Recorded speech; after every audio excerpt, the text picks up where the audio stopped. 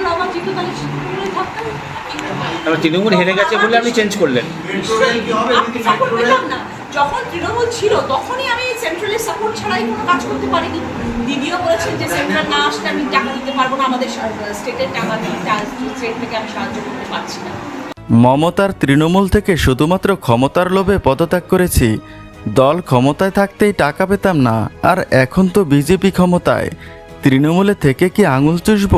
মমতার তৃণমূল ছাড়ার আসল কারণগুলো এবার ফাঁস করলেন জনপ্রিয় অভিনেত্রী রচনা ব্যানার্জি।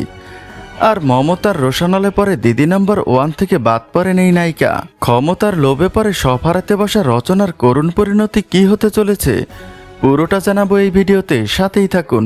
আর এখনই ভিডিওতে একটি লাইক করে দিন। ওয়েস্ট বেঙ্গল পলিটিক্সে তৃণমূলের শোচনীয় হারে চোখে সর্ষে ফুল দেখছেন মমতা। কারণ মমতার সেনাপতিরা সবাই ছিল বেঈমান। বিশেষ করে চলচ্চিত্র থেকে রাজনীতিতে আসা রচনা, দেব, সায়নীদের মতো তারকারা তৃণমূলের হারের পর মমতার সাথে পোল্টি মেরেছে। 24 ঘন্টা মমতার প্রশংসা করা তারকারা আজ মমতার নামে বদনাম করছে। আজ যদি মমতার তৃণমূলের পরাজয় না হতো তাহলে সব বেঈমানদের মুখোশ উন্মোচিত হতো না। তবে এবার বেঈমানির শাস্তি পেতে চলেছে রচনা ব্যানার্জি। ইতিমধ্যে দিদি নম্বর 1 থেকে তাকে ঘাড়ধাক্কা দিয়ে বের করা দেওয়া হয়েছে। যে লোভে পরে তৃণমূল ছেড়েছিল, বিজেপির কাছ থেকে সেই টাকাও আর পেল না। এবার কি হবে রচনার?